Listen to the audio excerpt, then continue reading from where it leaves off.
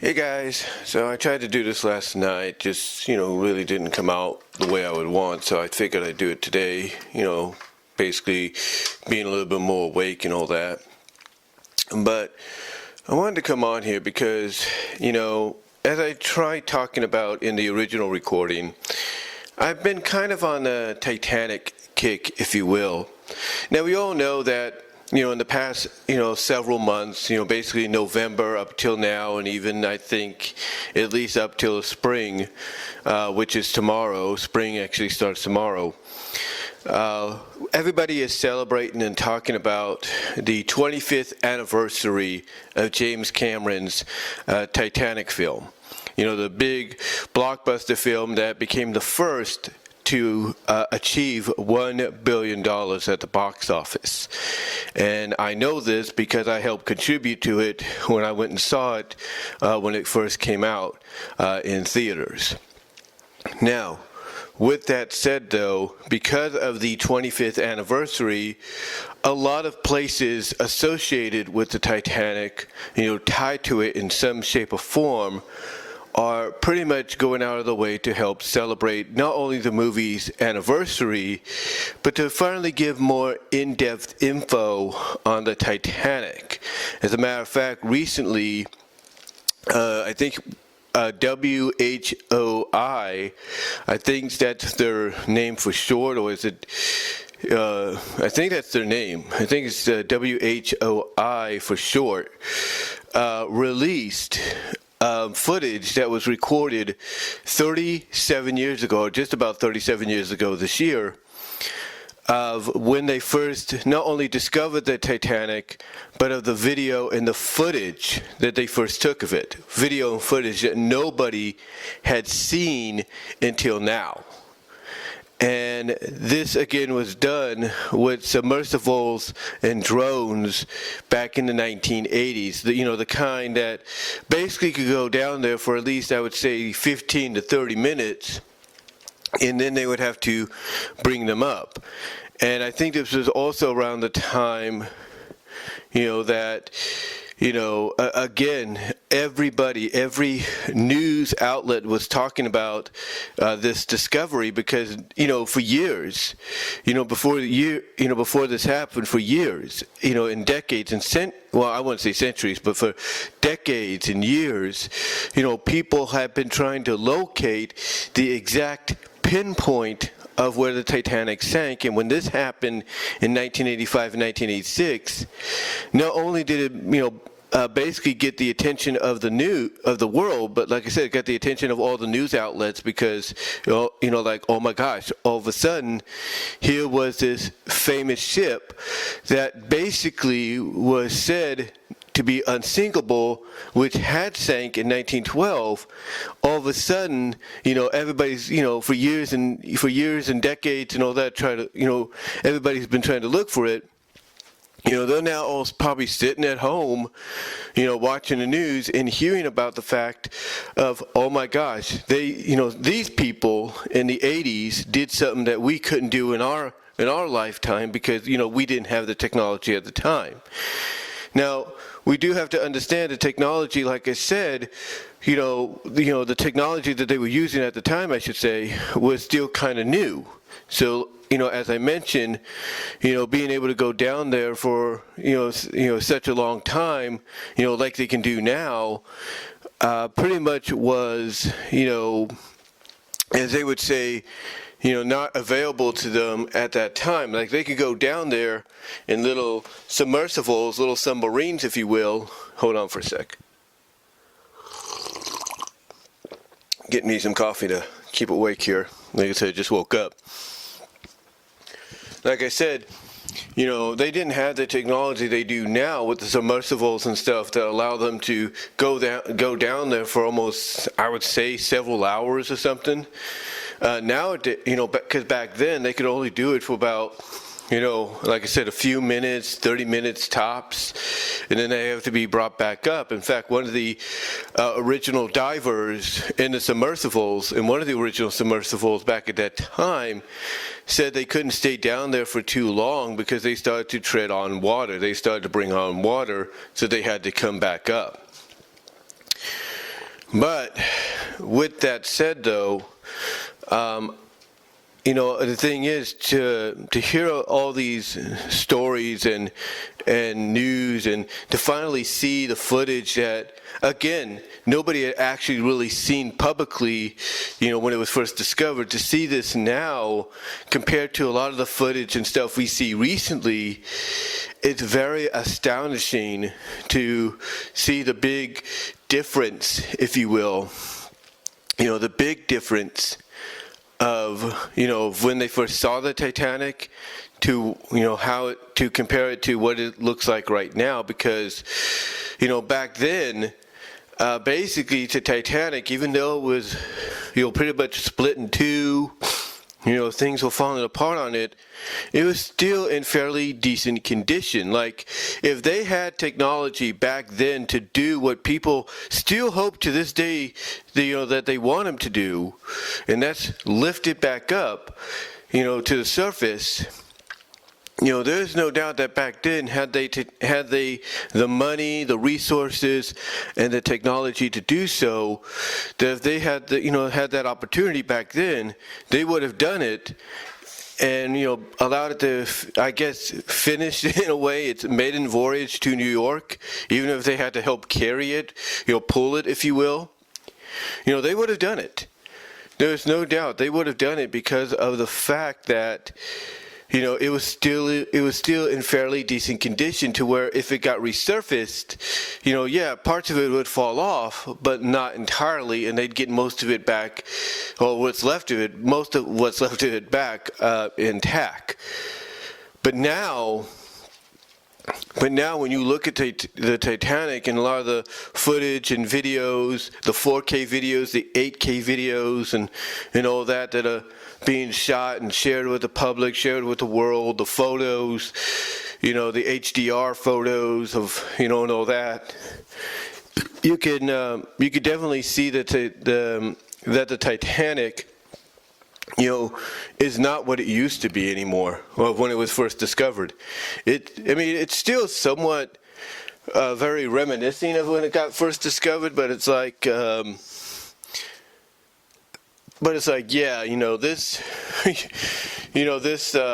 this ship pretty much is, as the old saying goes, on its last legs at the bottom of the sea. Literally it is, because some of the people, because there was one video, in fact, let me start over here. There was one video, I was watching, where one of the guys, I think it was from OceanGate, went down there recently and said that the last time they had gone down there, one of the masts, one of those holding masts, if you will, on the ship, was lying, straight across, right between, a certain section of the ship that was broken down. But upon this second, dive, or second trip down to Titanic, that sternum, if you will, or not sternum, but what was it, the sternum pole, whatever it's called, that I just said? I just completely forgot what the word was I just used. I do apologize.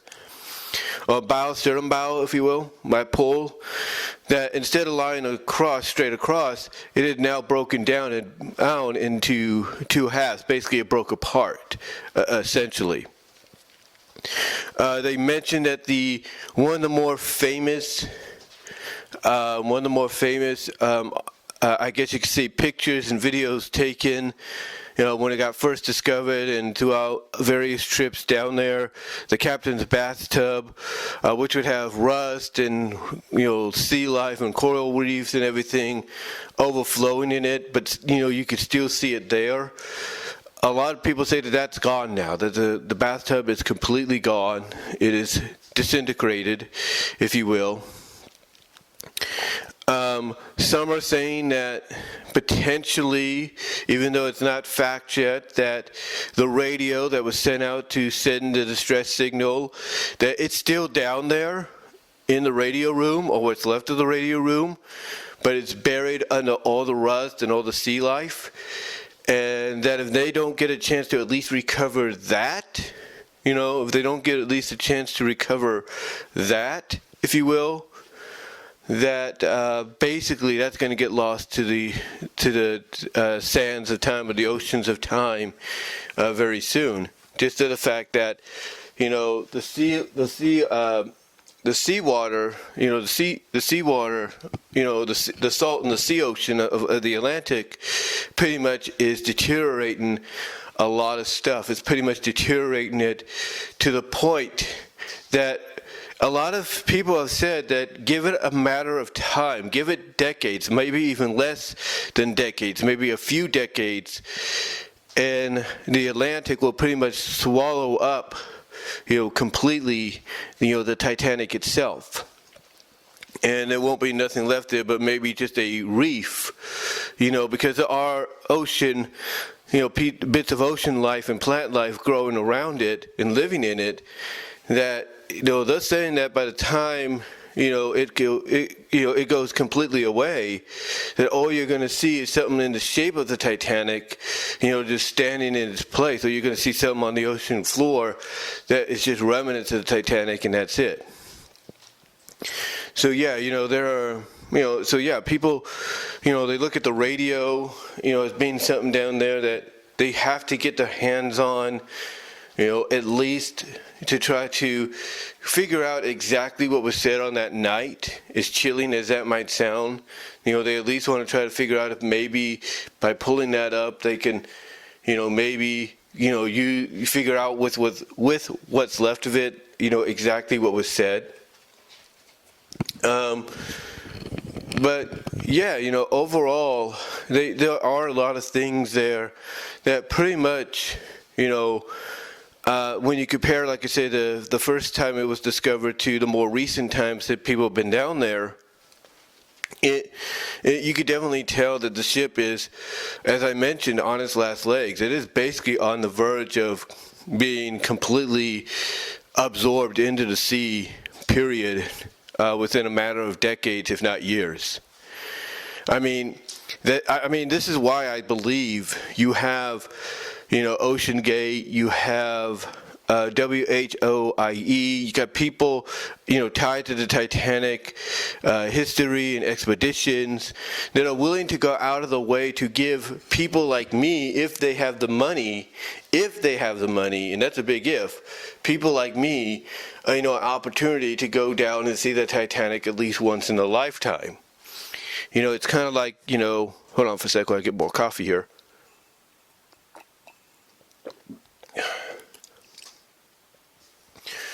You know, it's kind of like, you know, saying that you want to go to Disneyland or Disney World once in your lifetime, to say that at least you did it, and feel like, hey, you've checked off a big, a big item off your bucket list that, you know, despite what may happen to you in the future, you could say, hey, at least I stepped foot in one of the Disney parks. That's kind of how, you know, Titanic is for a lot of folks.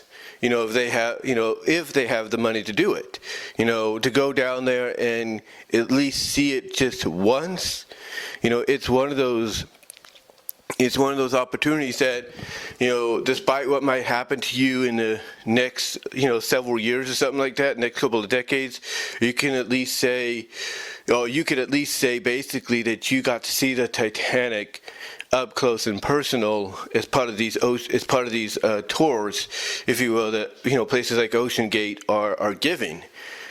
But like I said, that's if you have the money, because believe it or not, these things are not cheap whatsoever. They're not that as affordable as you think, because, you know, one lady spent 30 years saving up to see it, and it was worth the wait. It was worth the saving, if you will. But, you know, outside of that, you basically have to hope to win the lottery. You have to hope to win, you know, the lottery in your state or in the country to even consider this being one of your trips you want to do. In fact, one person in a report that CBS Sunday Morning did recently, one person that they found out did exactly that they used part of the winnings to go and see the Titanic, or at least I think that's what they said. But basically, for one person, it would cost $250,000. Yeah. So let's say you're a couple, and you're thinking, as part of your wedding anniversary, or even your honeymoon, you want to go see the Titanic. Together, it would cost you about $50,000, and that's not including, money for tickets for your plane to get to the area of Newfoundland, or at least the region of Newfoundland, Canada. That's not counting, setting up for at least 1 or 2 nights hotel stay before you board the submersible for at least 12 hours, or stuff like that. That's not counting any of that. That's not just counting any of that, as well, because when you add all that together, you're looking at something in the 600,000s, maybe 700,000s at least. And you also got to, like I said, look at the money you're going to be spending, when you get, to that area of Canada to get something to eat and all that too. Again, you're looking at something in total that could be around the 700,000s if you're a couple. Individually, you could be looking at something that's near 450,000. Basically, you have to add on $200,000 more, in my opinion. But yeah, it's not cheap. It's not cheap, and I guarantee you, though. But let me rewind. Okay, what I was trying to say is this: that it's not cheap, but I guarantee you, though, if any of us, and I mean any of us, were millionaires across this country that were fascinated with things like the Titanic and at least wanting to see it once in our lifetime, I guarantee you, if any of us had the money to do so, if any of us, all of us here in the U.S., if not the world, were millionaires, billionaires, if you will, I guarantee you part of our money would be going towards wanting to see the Titanic. Even if we won $170 million or $7 million, we'd be like, okay, we're spending $250,000 of that, altogether maybe almost $500,000 of that, because I want to go see the Titanic. And that's it. That would be the one thing we'd want to do, outside of paying bills and helping others and all that. That would be the one thing we'd want to do. We'd want to do that, mainly because it's something that you look at, as I mentioned earlier, as, as strange a comparison as may be, as, something to be the equivalent of, go to Disneyland, go to Disney World just once in your lifetime and say, hey, I did this, I stepped foot in those parks, and no matter what happens to me in the future, at least I could say I did that, and nobody could take that away from me. I mean, for me, looking back on it, going on 11 years this summer, I could say at least I finally stepped foot 11 years ago in Disneyland. At least I could say that. At least I have that. At least I have that to hang my hat on. But like I said, that's as strange a comparison as may be. That's how a lot of folks feel about wanting to see the Titanic. It's basically something that they want to say at least they did once in their lifetime, if they can afford to do it. But with all that said and everything, one question still lingers, and I mentioned it earlier. That question that still lingers, even to this day, is, can the Titanic, or what's left of it, be raised back up? Now, before you say anything, I do understand that there is an international agreement. There is an international agreement not to really disturb it anymore, basically not to extract artifacts anymore and all that. I understand there's that agreement. I understand that when, if you're part of an expedition team or you're a tourist or whatever that goes down there that can afford to do it, that the only thing you can do is maybe at most just lay down a plaque or something like that, or some kind of dedication to those who lost their lives in the tragedy. I understand that. I understand that the most you can do when it comes to artifacts is just have whatever robot hands that you might have available to you to pick up certain artifacts and be like, yeah, look at this, that kind of interesting, right? So, yeah, I understand that there are those, limitations, those rules and everything. Basically, an international agreement not to disturb the site, because it's looked at not just as a memorial, like, let's say, the 9/11 area is, in New York, because of what happened, there, tragically, almost, what's it going to be this year? 22 years ago? Wow. 22 years ago? I understand it's kind of in that same vein that, hey, it's a memorial site that you want to at least leave, in the way, like you want to basically, make something out of it to dedicate to the memories of those lost, but you want to like keep a certain part of it, basically as it, I guess you could say, as it was left, if you will, after everything happened, to, pay respect, to those lost in that tragedy.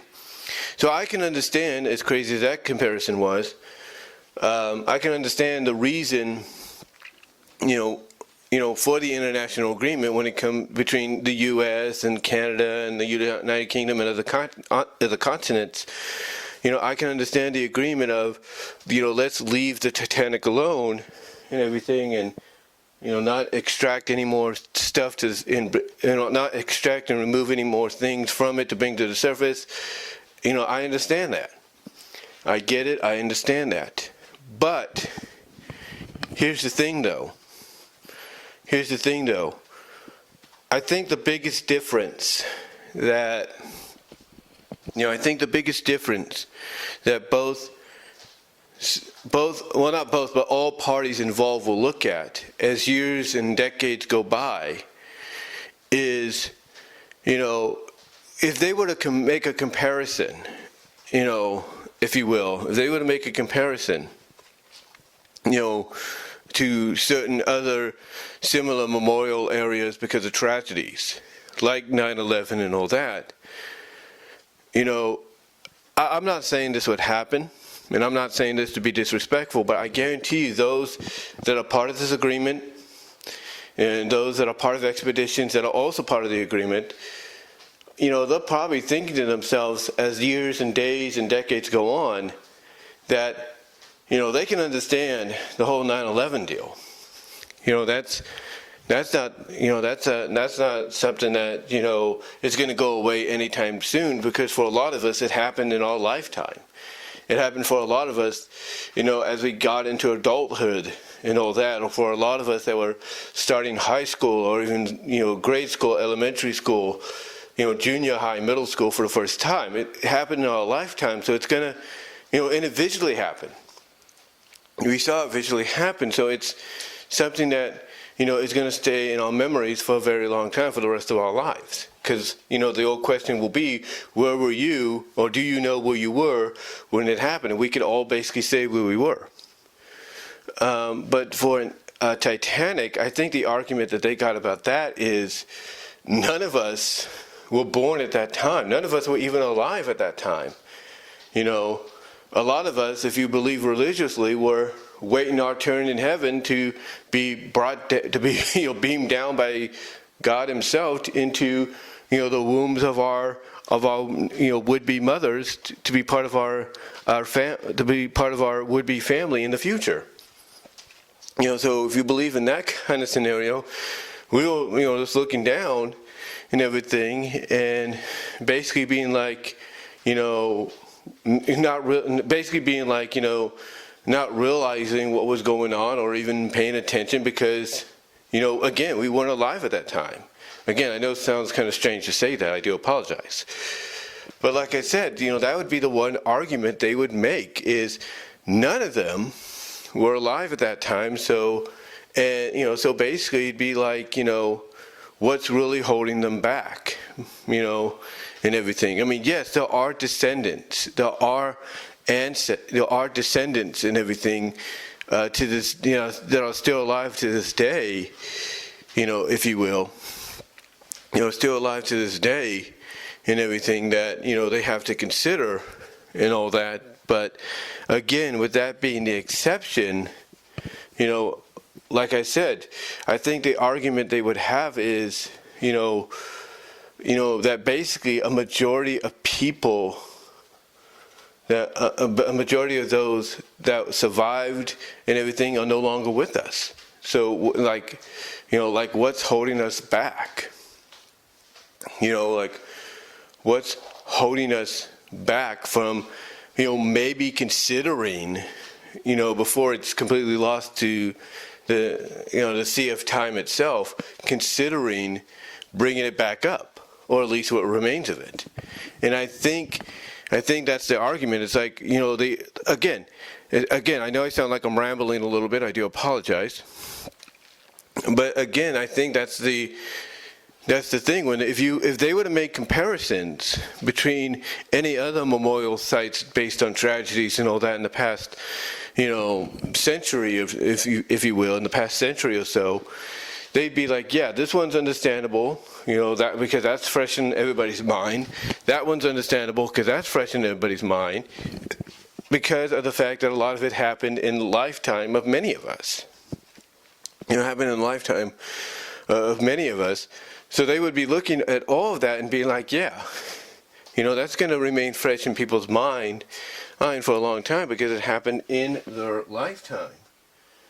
And, they can make the argument of, hey, leaving those memorial sites alone, or leaving certain artifacts that's still at the bottom of the ocean and everything due to tragedies alone, that they can understand that. I mean, recently, I don't know if they brought it up or something. I think they may have. Some would say, hey, leave whatever's left the Challenger, the shuttle Challenger, leave it alone. Leave it at the bottom because, you can, because by pinpointing where certain pieces are, of Challenger, at the bottom of the ocean, you can pinpoint exactly, maybe where the rest of the parts are. And I guarantee you, people are like, leave it alone. Treat that like, it's Titanic. Like, that's the memorial site of where most of the plane, or most of the ship went, most of the spacecraft went down. Leave it there. Leave those parts there as a memorial. And they might do that. Who knows? They might do that after recovering this one piece or finding this one piece. They might do that. They might just, and I think they've even considered it. Just leaving part of that there, knowing that, hey, maybe most of the rest of Titanic, or at least its debris, is around. They could say, oh yeah, we could just leave this here as a memorial because it, along with any other debris that might be in that, region, will be looked at as a memorial to that tragic day in 1986. But again, I think the big difference, a lot of these people at OceanGate and WHOI and other places, and those part of the international agreement, would be like, look, we understand, keeping this a sacred memorial, we get it, or keeping this as a memorial, not sacred, but as a memorial, and to the tragedy that happened in 1912.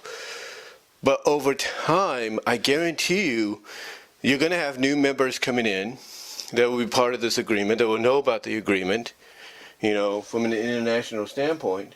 You'll have new members coming in, but I guarantee you a lot of those new members might be younger, and even though they might be understanding, they'll have a fresh set of minds, and they'll be like, look, they'll be like, look, we get the agreement, we understand the agreement, but time's running out. And I'm sure one person or several people that will be part of this international agreement group, that get filtered in replace of others, they might make that argument of, look, time's running out, and if we want to have any preservance, of what's left of Titanic, we need to at least consider bringing it back up, or bringing up what the remains of it are left down there. You can't tell me that members, current and new, of the agreement between all continents are not thinking that. You can't tell me they aren't, because they are. And I guarantee you, people at OceanGate and at WHOI, and other places that do these expeditions and these tours, you can't tell me they're not waiting, right, I wouldn't say literally, but figuratively, by their cell phones or by the landline phones that they have access to, You can't tell me that they are not trying to, they're not trying to, hope, well, not trying to, but they're not, well, yeah, they're not, okay, let me rewind here for a second. All right, sorry about that, I almost got tongue-tied. But you cannot tell me, not, trying right now to plan out in their minds, what the potential opportunity could present to themselves. Like, you're not telling me someone's not sitting, at home right now, trying to come up with an idea of, okay, what can we do, or what's our strategy if we get that phone call to say, hey, everybody's agreed that you can bring the Titanic up. What can we do? How can we make it happen without losing any more of the Titanic to the ocean? I guarantee you some people are at their home right now planning that and thinking that to themselves, like, what can we do? How can we make this happen if we get that opportunity? Because people are doing that. And I can also guarantee you, like I said, there are people, as part of the international agreement, that are considering coming up with an argument or some kind of reasonable argument. If you will, they're trying to come up with some reasonable argument to be like, hey, we need to figure out how to bring the Titanic back. We need to figure out a way to, bring it back to the surface, or what's left of it. But maybe keep some part of it down there as part of a memorial, but bring up key parts of it to not only display for the public for historical significance, and everything, but also to study more intently, exactly what happened over 110 years ago, if not plus more than that, by the time they would come up with that decision.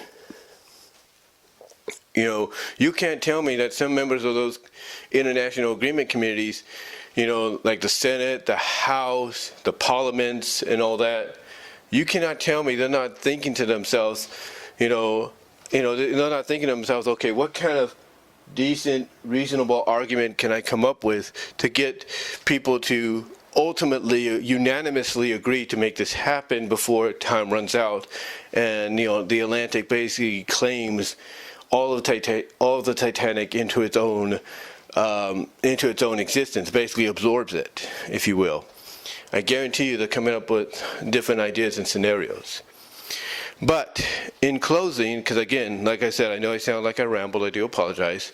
In closing, do I think in my lifetime, my older sister's lifetime, both my older sisters, my nephews, both my nephew's lifetimes, my niece's lifetime, my great-nephew's lifetime, my great-niece's lifetime, my future nephew-in-law, my future niece-in-law, if you will. Do I think in any of their lifetime, and like I said, including mine and my sisters and even our cousins, do I think, the Titanic will get raised?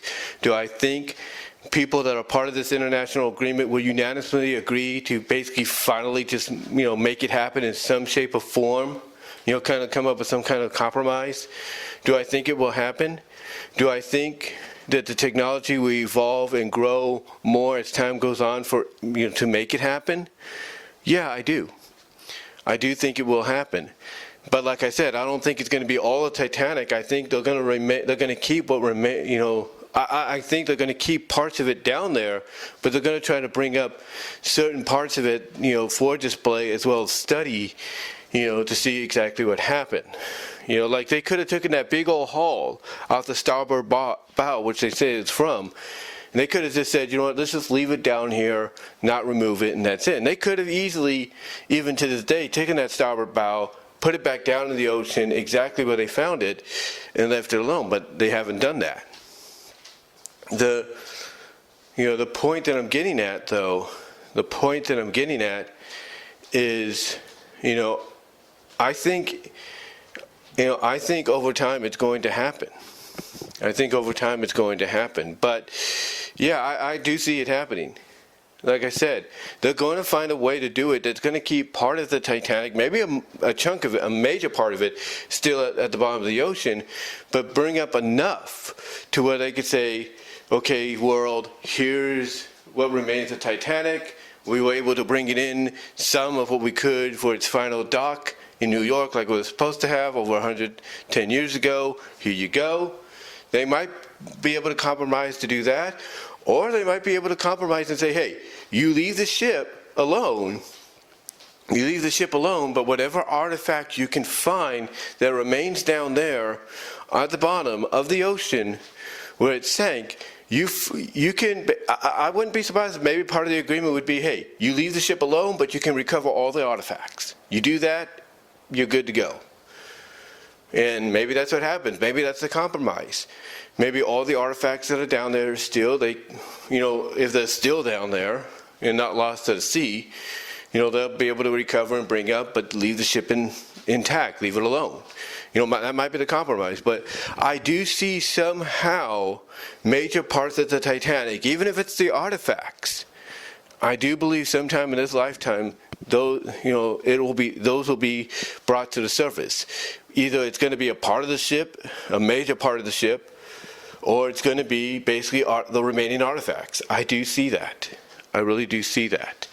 But yeah, I truly believe that before my lifetime's over and before my sister's lifetime, my cousins, my great niece, my great nephew, my nephews and my niece, my nephew-in-law, my niece-in-law, I do believe it's going to happen. I do believe it's going to happen. It's just a matter of, when and how, from a time perspective, when it takes place or when it occurs. But what do you guys think? Do you think it'll happen? Do you think it will happen? Do you think there'll be an opportunity where some kind of compromise will be reached to either parts of the ship might be brought back up carefully, or do you think maybe it'll just be the artifacts? What are your thoughts? Or do you think they'll just leave it as it is? Because it won't matter either way. It's always going to be there for at least, according to several scientists and all that, and researchers, several more decades, maybe even less. But what do you guys think? Let me know down below in the comments, as well as in the live chat down in Premiere. Like the video. You will get an audio podcast version of this at BW Rosas Discussions and other favorite audio podcast platforms except for Pandora. Also, check me out at DeviantArt.com, so that's BVW1979, Vimeo at BW Rosas for content you can't get anywhere else here on YouTube. Also, check me out at Patreon.com, so that's BW Rosas for the $1, $3 tier. Also, check me out at Venmo at Brian-Walmer-2 and at Cash App at BW Rosas 98. Also, click on the upper left-hand corner if you're watching and listening on YouTube. Click on the upper left-hand corner, if you will, to check out my Teespring store for merchandise you can't get anywhere else. But guys, give me your thoughts overall. I'd love to hear from each and every one of you on this. And until next time, I am out.